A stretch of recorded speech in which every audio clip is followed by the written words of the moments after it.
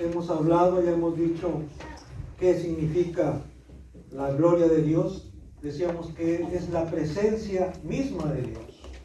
Y hay quienes hacen distinción entre la presencia de Dios y la gloria de Dios. Pero realmente es una distinción que el hombre hace para poder entender un poquito cómo Dios se revela, cómo Dios se manifiesta.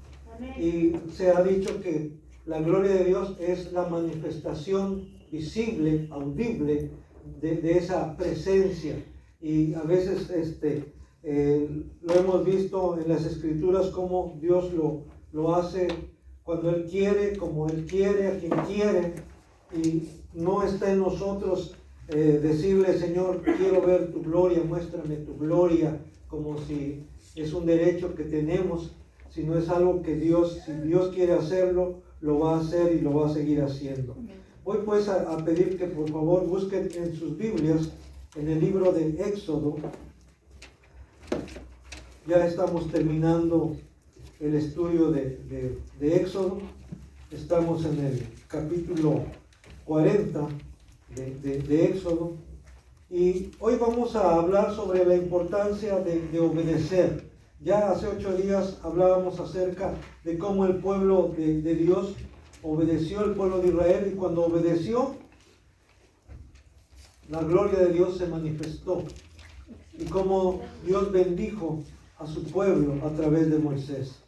Pero también sabemos, porque la Biblia así lo muestra, que también el pueblo desobedeció a Dios en ocasiones, y también Dios trajo juicio sobre su pueblo, pero también manifestó su misericordia. Hermanos, esto es importante que entendamos. Dios no puede pasar por alto el pecado. Dios es justo, Dios es santo, pero a la vez también Dios es misericordioso. Y es como decía Jeremías en el libro de Lamentación: es por la misericordia de Jehová, es por misericordia del Señor que no hemos sido consumidos, porque nunca decayeron sus misericordias. Nuevas son cada mañana, y grande es su fidelidad. Lo que estábamos entonando hace un rato: por siempre. Su amor es fuerte, su amor es grande, su amor es sublime. Él no cambia, Él nunca cambia su amor. Por eso algunas versiones traducen, en lugar de misericordia, dicen su amor que perdura para siempre. Su amor que perdura para siempre. Esa es su misericordia. Su amor que perdura para siempre. Así es que debemos obedecer como pueblo de Dios, pero también como individuos. ¿Por qué? Porque un pueblo se compone por individuos, por personas concretas. Y dentro del pueblo de Dios, dentro del cuerpo de Cristo también, está compuesto por individuos, por personas. Y por eso hoy vamos a hablar acerca de la importancia de obedecer, de creer y obedecer a Dios como, en este caso, como individuos.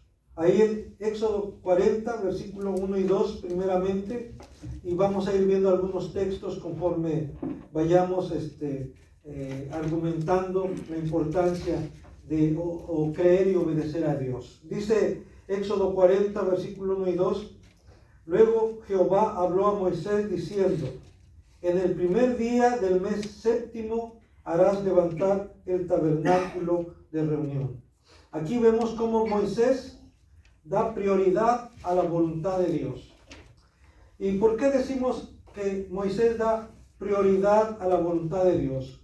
Porque Dios así quiere que demos prioridad a su voluntad, a sus deseos de Él, no a nuestros deseos, sino a los deseos de Él, no a nuestra voluntad, sino a la voluntad de Él. ¿Y cuál es la voluntad de Él? Dice el versículo 2: quiero que en el primer día del mes primero, eso indica prioridad, primero, en el día primero del mes primero, dice, harás levantar el tabernáculo de reunión. Aquí entonces tenemos la evidencia de que Dios quiere que demos prioridad a su voluntad, que le demos prioridad a Él, que Él sea primero en nuestra vida, no al último, que no lo dejemos al final, sino que Él vaya primero. Y Moisés así lo hizo, hermanos. Dice ahora en el versículo 16 de Éxodo 40, dice, y Moisés hizo conforme a todo lo que Jehová le mandó. Así lo hizo. Moisés hizo conforme a todo lo que Jehová le mandó, así lo hizo. Y también vemos esta afirmación en el versículo 19. Dice el versículo 19, levantó la tienda sobre el tabernáculo y púsola sobre cubierta encima del mismo, como Jehová había mandado a Moisés. Y en el versículo 21 dice, luego metió el arca en el tabernáculo y puso el velo extendido y ocultó el arca del testimonio, como Jehová había mandado a Moisés. Y en el versículo 23, y sobre ella puso por orden los panes delante de Jehová, como Jehová había mandado a Moisés. Y en el versículo 25, y encendió las lámparas delante de Jehová, como Jehová había mandado a Moisés. Y el versículo 27 de Éxodo 40, y quemó sobre él incienso aromático, como Jehová había mandado a Moisés. Versículo 29. Y colocó el altar del holocausto a la entrada del tabernáculo de reunión, y sacrificó sobre él holocausto y ofrenda, como Jehová había mandado a Moisés. Y el versículo 32.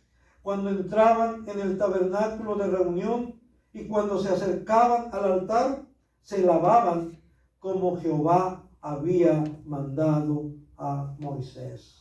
Hermanos, 8 veces se repite la misma expresión. Esto viene entonces a reforzar el principio, la idea de que tenemos que hacer las cosas como Dios manda, como Dios lo ha mandado. A veces utilizamos la expresión haz las cosas como Dios manda. Y con ello estamos diciendo, haz las cosas bien, haz las cosas de buena manera. Pero aquí, hermanos, en la Escritura va más allá. No solamente que hagas las cosas de buena gana, no solamente que hagas las cosas bien, sino que hagas las cosas como Dios quiere que las hagas.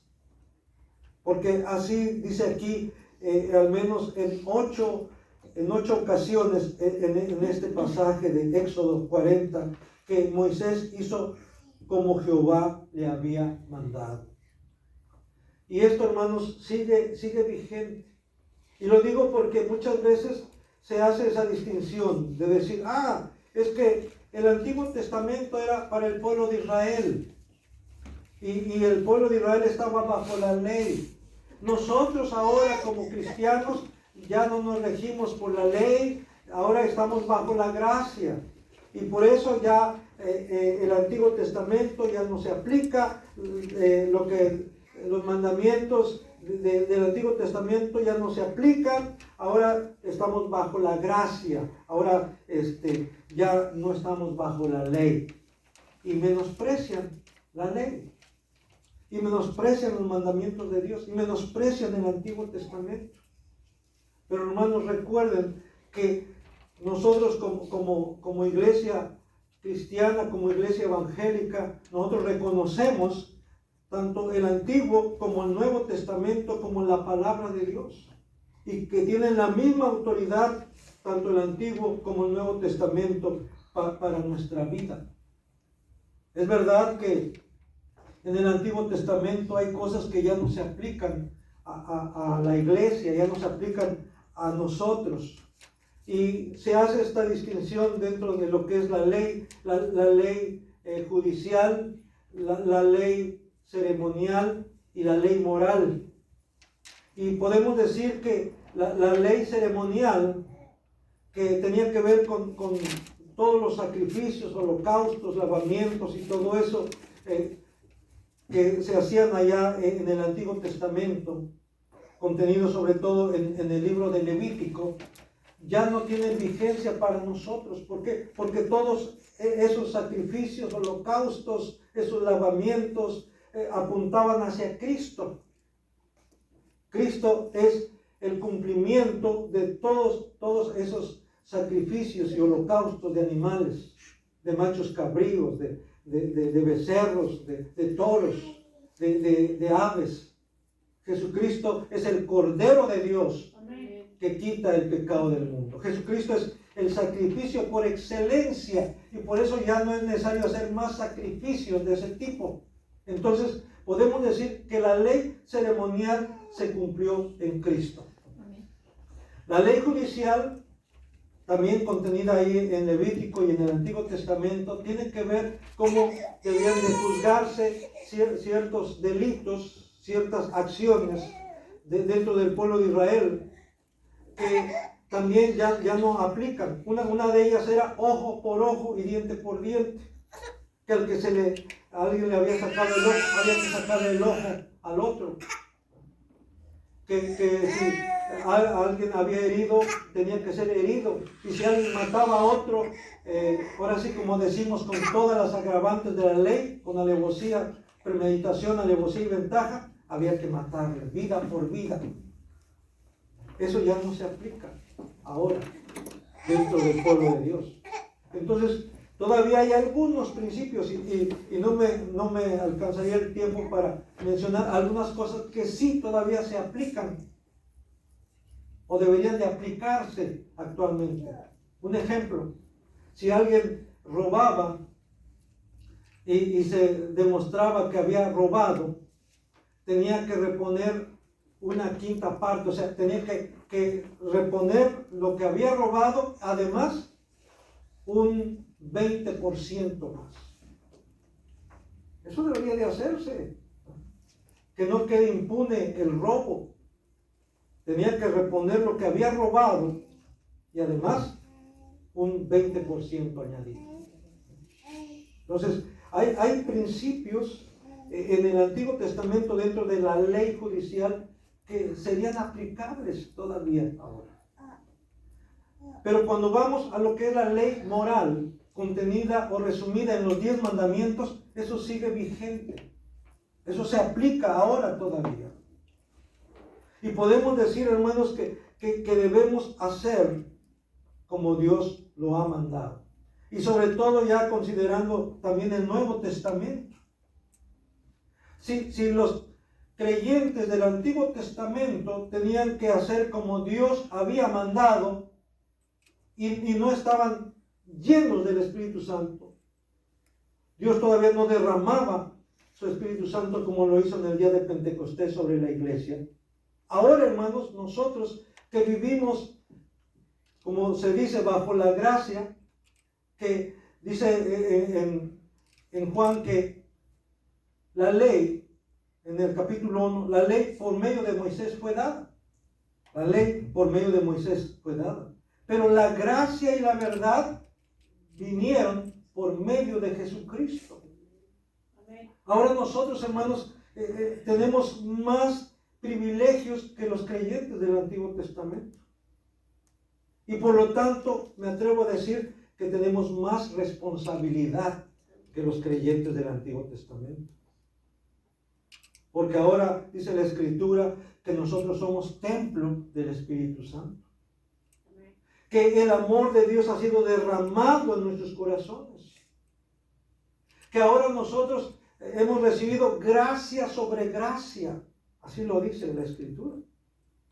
Entonces, por eso ahora tenemos mayor responsabilidad, tenemos mayor libertad, pero para hacer lo bueno, no para hacer lo malo. Tenemos mayor libertad para hacer la voluntad de Dios. Y aquí, hermanos, tendría que hablar sobre lo que se considera como el libre albedrío. Dicen que el ser humano tiene libre albedrío. Pero yo me atrevo a decir a la luz de la palabra de Dios que el ser humano, como veíamos hoy en la escuela dominical, el ser humano no regenerado, el ser humano en el cual no habita el Espíritu de Dios no tiene libre albedrío, sino que está inclinado de continuo a hacer lo malo, como dice la Escritura, que es esclavo del pecado. Jesús lo dijo claramente, que el que practica el pecado, ¿qué dice? Es esclavo del pecado. Y por eso dice que, y conoceréis la verdad, ¿qué? Y la verdad os hará libres. Si el Hijo os libertare, seréis verdaderamente libres. Dice la Escritura también que donde está el Espíritu de Dios, ¿qué? Allí hay libertad. Y tristemente, hermanos, muchos limitan ese texto de que donde está el Espíritu de Dios hay libertad y lo utilizan como argumento para hacer desorden en el culto. Es que hay libertad. Sí, hay libertad en el culto para alabar a Dios, para cantarle a Dios, para expresar tu gratitud a Dios. Amén. Pero no solamente en el culto, la libertad que Dios nos da es para vivir la vida cristiana todo el resto del día, todo el resto de la semana, todo el resto del mes, todo el resto del año, todo el resto de tu vida. Hay libertad. ¿Para qué? Para vivir conforme a la voluntad de Dios. Porque ahora sí tienes esa libertad. Porque ahora has sido capacitado por Dios, por medio de su Espíritu Santo y por medio de su palabra para hacer su voluntad, para obedecer. El apóstol Pedro, en su primera carta, dice que, empieza diciendo, bendito el Dios y Padre de nuestro Señor Jesucristo. Bueno, en Efesios 1, pero Pedro dice que nos escogió en Él, en Cristo. Y Pedro dice que fuimos escogidos, fuimos bendecidos para ser rociados con la sangre de Jesucristo. O sea, para eso fuimos escogidos para ser, y rociados quiere decir lavados, limpiados. Pero luego también habla ahí el apóstol Pedro diciendo que nosotros, hermanos, hemos sido llamados, hemos sido para obedecer y ser rociados con la sangre de Cristo, pero también para ser un templo espiritual, para ofrecer sacrificios espirituales delante de Dios por medio de Jesucristo. Dice que ahora nosotros somos el templo de Dios, el templo del Espíritu Santo. Ya no es el tabernáculo en el desierto, ya no es el templo de Salomón, en donde Dios habita, sino ahora es en nosotros, que somos el templo de Dios, el templo del Espíritu Santo, que en nosotros habita el Espíritu de Cristo. Y de esa manera es que Cristo habita en nosotros. Porque ¿de qué otra manera, hermanos? ¿Cómo es que puede habitar Cristo en nosotros? Si no es por medio de su Espíritu Santo. Así es que, hermanos, es importante que entendamos que tenemos que obedecer a Dios. Y nosotros con mayor razón como iglesia, como cristianos. Y no debemos obedecer a Dios para ganarnos el favor de Dios o para ganarnos la salvación. Nosotros debemos obedecer a Dios como evidencia de que somos hijos de Dios, de que somos el pueblo de Dios. La obediencia entonces es el resultado de reconocer a Cristo como nuestro Señor y como nuestro Salvador. No es para conquistar a Dios, no es para ganarnos a Dios, no es para ganarnos la salvación, no es para ganarnos la entrada al cielo, no. Nadie puede ganarse la salvación, nadie puede entrar por sí mismo al cielo, a la vida eterna. Como alguien decía por ahí, ¿por qué querer comprar algo que ya ha sido pagado y que se te está regalando? Es lo que hace aquel o aquella persona que no quiere aceptar que la salvación es por gracia. Y insiste en que tiene que hacer algo, es que tengo que hacer algo. ¿Cómo es posible que nada más debo creer y ya? tengo que hacer algo.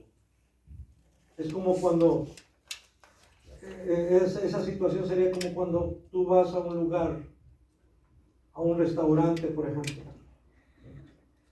y alguien paga tu cuenta. Y se acerca el mesero, o te acercas a donde hay que pagar y te dice, su cuenta ha sido pagada. Ah, no, pero ¿cómo? No puede ser, yo tengo que pagar. Señor, ya su cuenta ha sido pagada. Usted ya no debe nada, porque ya alguien la pagó por usted. Es así con la salvación, hermano. Tu cuenta ha sido pagada. Tus pecados han sido perdonados. El Señor te ha declarado justa, te ha declarado justo. Justificados pues por la fe, tenemos paz para con Dios por medio de nuestro Señor Jesucristo. Pero, hermanos, aún así, en gratitud, en respuesta a lo que Cristo ha hecho, tenemos que obedecer. Jesús le dijo, si me amáis, ¿qué dice? Guardad mis mandamientos. Si me amas, guarda mis mandamientos. Entonces la manera de demostrar que le amamos es que guardando sus mandamientos, haciendo su voluntad, obedeciéndole. ¿Por qué me llamáis Señor, Señor? Dice, y no hacen lo que yo les digo. El resultado de creerle a Dios y de obedecerle. Versículo 34 y 35 de Éxodo 40. Vamos otra vez a Éxodo capítulo 40, versículo 34 y 35. Bueno, voy a leer el versículo 33. Finalmente, dice, erigió el atrio alrededor del tabernáculo y del altar y puso la cortina a la entrada del atrio. Así acabó Moisés la obra. Hermanos, llama la atención que aquí dice que así acabó Moisés la obra. Pero si ya leímos los capítulos anteriores, vemos que fue el pueblo. Moisés convocó al pueblo y el pueblo aportó. El pueblo no solamente aportó recursos, sino aportó su mano de obra también. Si vemos allá en el capítulo 39, desde el 38, vemos cómo dice que aún las mujeres, hombres y mujeres, participaron en la obra del tabernáculo. Pero ¿por qué dice que así acabó Moisés la obra? Porque él dirigió la obra de la construcción del tabernáculo y de todos sus utensilios porque Dios se lo mandó, porque Dios le dio instrucciones, porque Dios le mostró cómo quería que se hicieran todos los utensilios, empezando con las cucharas, objetos pequeños, las cucharas que se utilizaban ahí, los cucharones que se utilizaban ahí en el altar del holocausto, desde ahí hasta lo que es el atrio, todo, hasta el mínimo detalle, hasta lo que era la elaboración, cómo iba a elaborarse el incienso, el perfume aromático, todo ello. Dios le indicó a Moisés cómo debía hacerse y él dio instrucciones al pueblo, y dice que Dios capacitó por medio de su Espíritu Santo a los que iban a hacer, por ejemplo, la obra de arte, los utensilios de oro, ¿verdad? Dios les dio de su Espíritu para que hicieran las cosas exactamente como Dios quería que fuesen. Aún las que bordaron, también Dios les dio de su Espíritu para que hicieran las cosas exactamente como Dios quería. Así es que, hermanos, para que podamos hacer las cosas como Dios quiere, debemos tener el Espíritu de Dios. No va a ser tanto como a nosotros se nos ocurra, sino como Dios quiere que se haga. Y Él, hermanos, nos capacita por medio de su Espíritu Santo. Él nos ha dado su palabra como guía, pero además de eso nos ha dado su Espíritu morando en nosotros. Entonces dice el versículo 34 y 35 de Éxodo 40. Entonces, cuando acabó Moisés la obra, cuando dedicó el tabernáculo y todo lo que en él había, dice el versículo 34, entonces una nube cubrió el tabernáculo de reunión y la gloria de Jehová llenó el tabernáculo. Y no podía Moisés entrar en el tabernáculo de reunión porque la nube estaba sobre él y la gloria de Jehová lo llenaba. Cuando Moisés acabó la obra, cuando el pueblo de Dios acabó la obra, así como Dios lo había mandado, dice que la nube cubrió el tabernáculo de reunión y la gloria de Jehová llenó el tabernáculo. Ahí está, hermanos, el resultado de creerle a Dios y de obedecerle. Su gloria, la manifestación de su gloria, de su presencia, se hizo patente ahí en el tabernáculo de reunión. Y Dios había prometido estar en medio de su pueblo. Y esa era la evidencia, hermanos, de que Dios estaba cumpliendo su promesa de estar en medio de su pueblo. Pero también, hermanos, el pueblo debía tener la disposición. Eso es importante, hermanos. Que tú y yo tengamos la disposición de hacer la voluntad de Dios, de estar delante de su presencia y de hacerlo de buena manera, de buena gana, con todo nuestro corazón, no forzadamente, no obligadamente, aun cuando dice la Biblia que debemos dar, cada uno dice, como propuso en su corazón, no por tristeza ni por obligación, aunque la Reina Valera traduce por necesidad, no con tristeza ni por obligación. ¿Por qué? Porque Dios ama al dador alegre. Eso tiene que ver no solamente con la cuestión económica, no solamente con la cuestión monetaria, tiene que ver con lo que tú das en cuanto a tiempo, en cuanto a alabanza, adoración, en cuanto a todo lo que tú haces para la gloria de Dios, debe ser con alegría, con gratitud a Dios, porque eso es lo que Dios quiere y es lo que Dios recibe, es lo que Dios aprueba.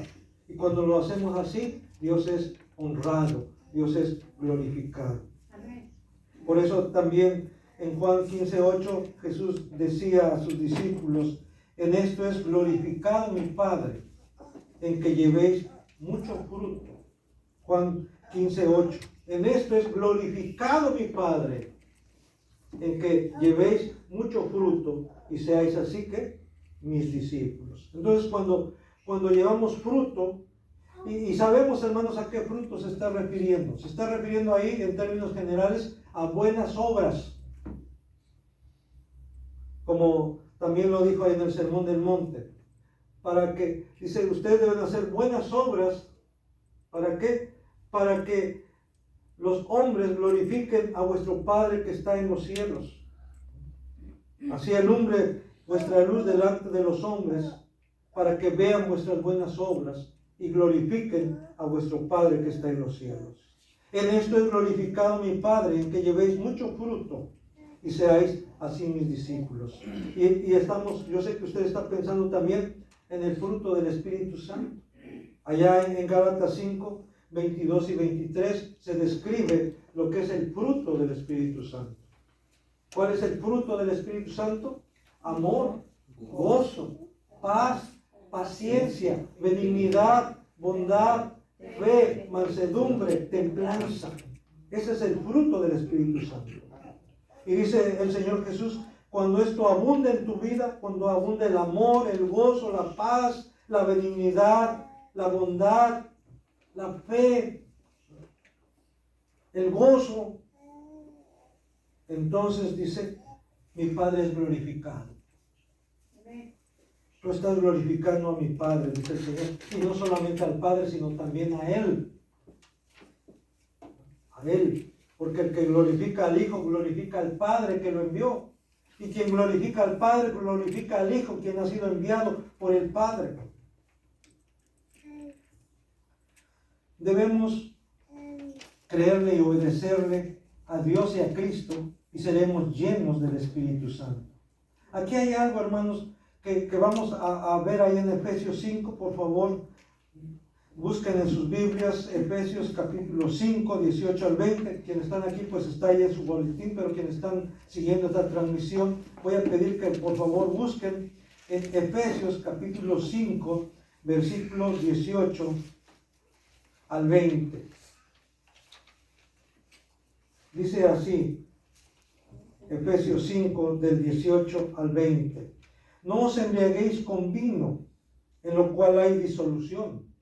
Antes bien, sed llenos del Espíritu, hablando entre vosotros con salmos, con himnos y cánticos espirituales, cantando y alabando al Señor en vuestros corazones, dando siempre gracias por todo al Dios y Padre en el nombre de nuestro Señor Jesucristo. Hermanos, aquí hay algo interesante. Cuando tú haces esto de hablar,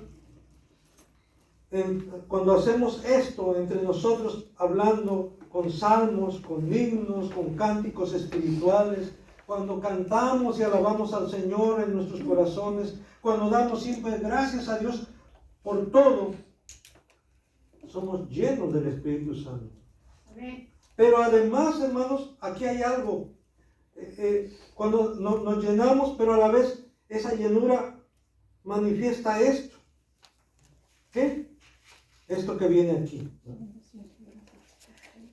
Hablando entre nosotros con salmos.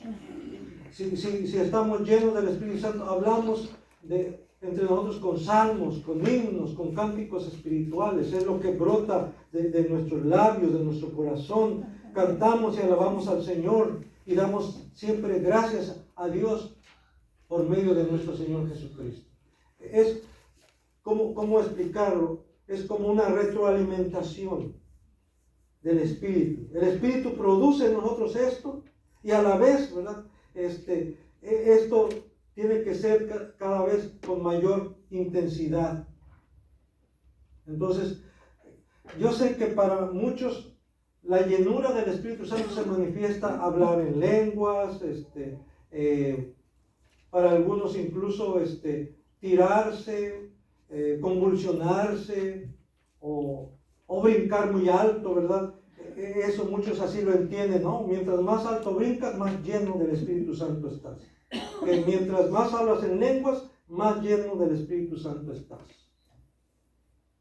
Que mientras más levantas las manos, más lleno del Espíritu Santo estás. O que mientras más largo es tu vestido, más lleno del Espíritu Santo estás.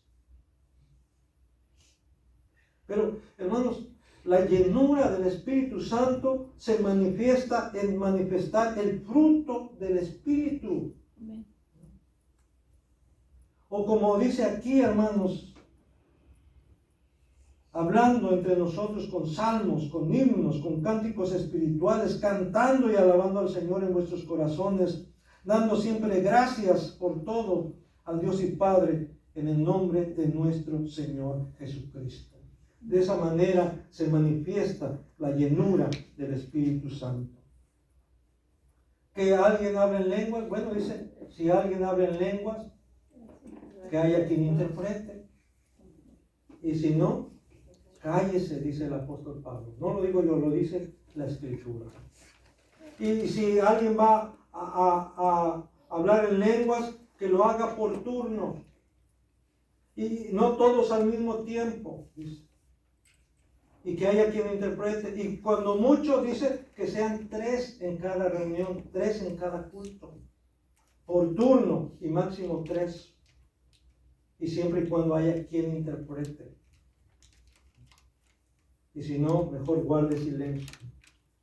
Porque quien habla en lengua se edifica a sí mismo. Se edifica para con Dios, pero no edifica a los demás. Volviendo entonces a nuestro tema, dice, en 1 de Pedro 4:14, dice, si sois vituperados por el nombre de Cristo, sois bienaventurados. ¿Por qué? Dice, porque el glorioso Espíritu de Dios reposa sobre vosotros. Aquí, hermanos, nos dice allá en Éxodo que la gloria de Dios descendió sobre el tabernáculo de reunión y reposó sobre él y lo llenó. Y llenó el tabernáculo de reunión. Y aquí el apóstol Pedro está diciendo que el glorioso, fíjense bien lo que está diciendo ahí, 1 de Pedro 4:14. El glorioso Espíritu de Dios, que dice, reposa sobre vosotros.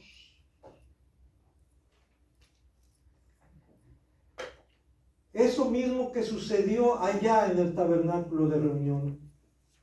Eso mismo que sucedió allá cuando Salomón consagró el templo, allá en Jerusalén, que descendió la gloria de Dios y llenó el templo. El apóstol Pedro está diciendo que ahora tú, mi hermano, tú, mi hermana, sobre ti reposa el glorioso Espíritu de Dios. Amén. Ese mismo Espíritu que reposó sobre el tabernáculo de reunión, ese mismo Espíritu que reposó sobre el templo de Salomón, ahora ¿qué dice? Está reposando sobre ti, el glorioso.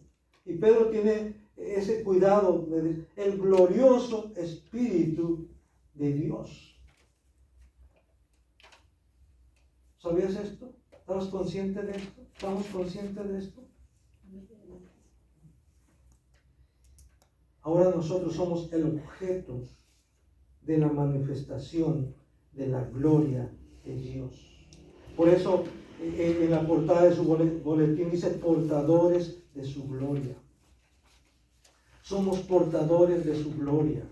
Y mientras más obedecemos a Dios, mientras más vivimos conforme a la voluntad de Dios, la gloria de Dios más se manifiesta en nosotros.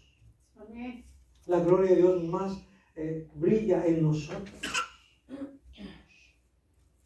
Pero en la medida en que andamos en rebeldía, en desobediencia, en la medida en que vivimos conforme a la carne, en esa medida la gloria de Dios se opaca en nosotros.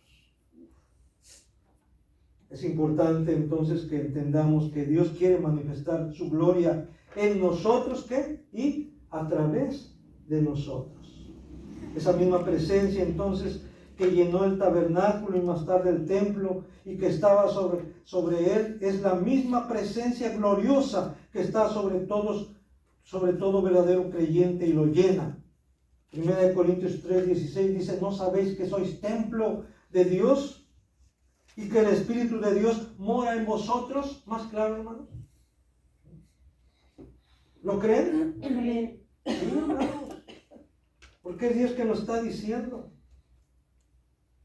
Y debes tomarlo en serio. Qué triste es que algunos hermanos nuestros prefieren mejor que alguien se lo declare, que vaya y que ore por él y le imponga las manos y le imparta el Espíritu Santo. Que le imparta el don del Espíritu Santo. Para empezar, hermanos, nadie más puede impartir el Espíritu Santo más que Cristo.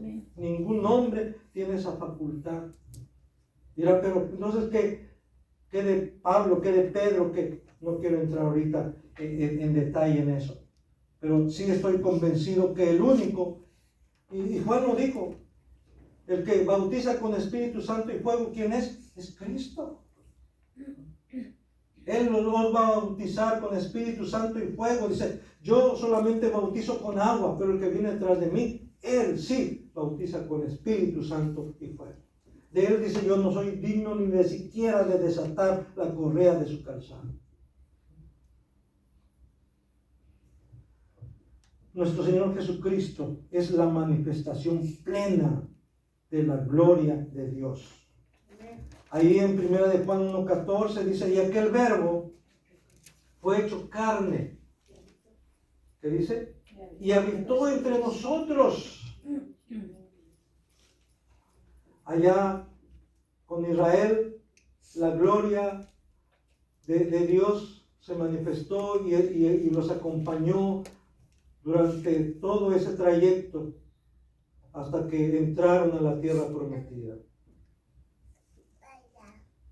Más adelante, cuando Salomón consagra el templo, la gloria de Dios llena el templo, pero después, a causa del pecado, a causa de la desobediencia, la gloria de Dios abandona el templo. Y de ahí, hermanos, ya en lo que se llama el segundo templo, ya no aparece la gloria. Muy hermoso, majestuoso, que impresionaba, pero no estaba la gloria de Dios.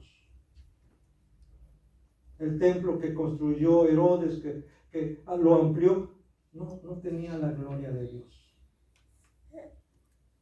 Pero vino a ese templo la gloria de Dios. A lo suyo vino y los suyos no le reconocieron. ¿Por qué digo que vino? Porque vino Cristo y no le reconocieron. Dice otra vez, volviendo a San Juan 1:14, y aquel verbo fue hecho carne y habitó entre nosotros, hizo su morada entre nosotros. Ahí sí entra, ahí sí se aplica la palabra Shekinah que utilizaban los comentaristas judíos en el Talmud para referirse a la gloria de Dios allá del tabernáculo, allá en el desierto, allá en el templo de Salomón, la Shekinah. La Shekinah, la manifestación de la gloria de Dios. Y habitó entre nosotros. Y vimos su gloria. Gloria como del unigénito del Padre. ¿Qué dice? Lleno de gracia y de verdad. Jesucristo era portador de la gloria del Padre, de la gloria de Dios. Y también en Juan 1:16 dice, porque de su plenitud tomamos todos los que hemos creído en Él, todos los que le hemos recibido, y de su plenitud tomamos todos, dice, ¿qué? Gracia sobre gracia. Hermanos, ahora en Cristo tenemos ¿qué? Gracia sobre gracia.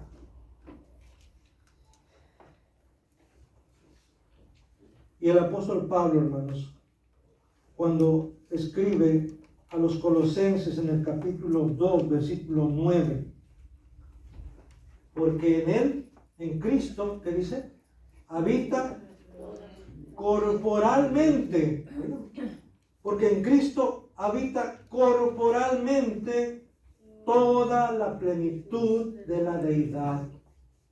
Toda la plenitud. Si ya con que diga todo, ya es suficiente, pero aquí el apóstol Pablo enfatiza, reafirma toda la plenitud de la deidad. O sea, no un porcentaje, no una parte, toda la plenitud de la deidad. ¿En quién habita? En Cristo, corporalmente. Eso quiere decir en su cuerpo glorioso.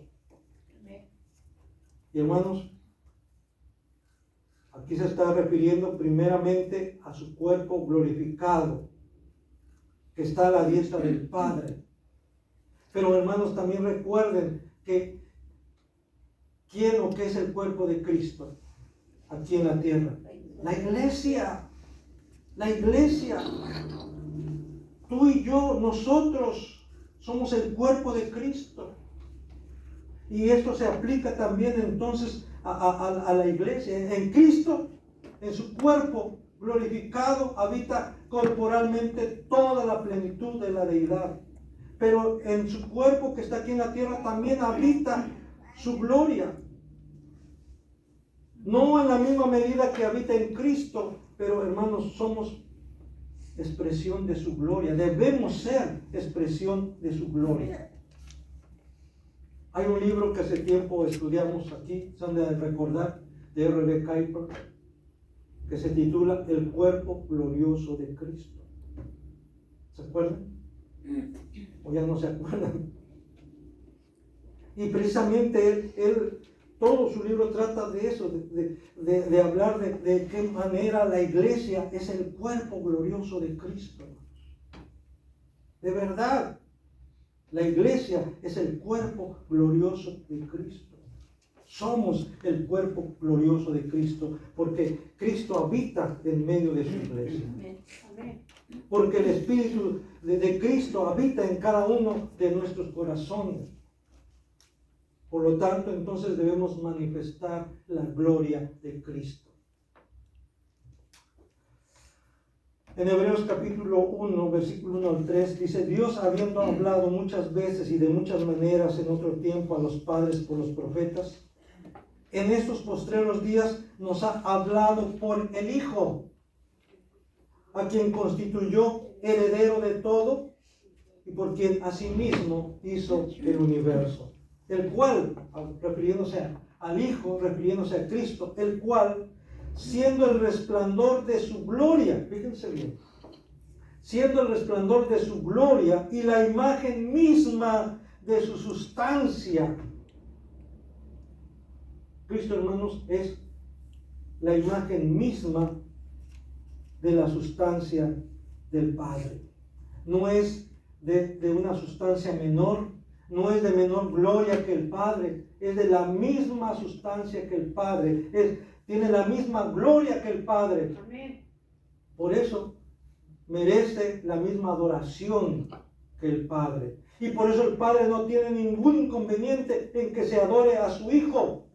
Es más, Dios le ordena a sus ángeles y a sus arcángeles y querubines y serafines que adoren al Hijo.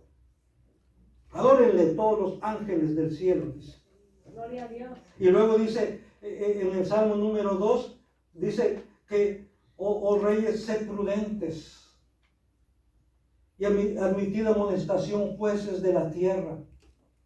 Honrad al Hijo, dice, honrad al Hijo, para que no se enoje y perezcáis en el camino, pues se inflama de pronto su ira. Dichoso el hombre que en él confía. Dichosa la mujer que en él confía. Honrad al Hijo, dice el Padre. Honren al Hijo, adoren al Hijo. ¿Por qué? Porque en él habita corporalmente toda la plenitud de la deidad. Porque él es de la misma sustancia que el Padre. Porque él merece la misma adoración que el Padre. De tal manera que cuando adoramos al Hijo, ¿qué? Adoramos al Padre también. No hay ningún celo de parte del Padre. Al contrario, el Padre se siente satisfecho cuando su pueblo, cuando su iglesia adora a Cristo. Porque en él habita corporalmente toda la plenitud de la deidad. Porque él es el resplandor de su gloria y la imagen misma de su sustancia, y quien sustenta todas las cosas con la palabra de su poder. Está hablando de Cristo, habiendo efectuado la purificación de nuestros pecados por medio de sí mismo, se sentó a la diestra de la majestad en las alturas. Amén. Cuando habla de la diestra de la majestad, está hablando de ese lugar de honor al lado del Padre, no abajo del Padre. Jesús no está en una posición abajo del Padre, está a la diestra del Padre, al lado del Padre. Amén. Y por eso en Apocalipsis dice que al que está sentado en el trono y al Cordero sea la alabanza, la honra, la gloria y el poder. Amén. Gloria a Dios. Él merece toda nuestra adoración. Bendito sea y alabado sea su nombre, ahora y siempre.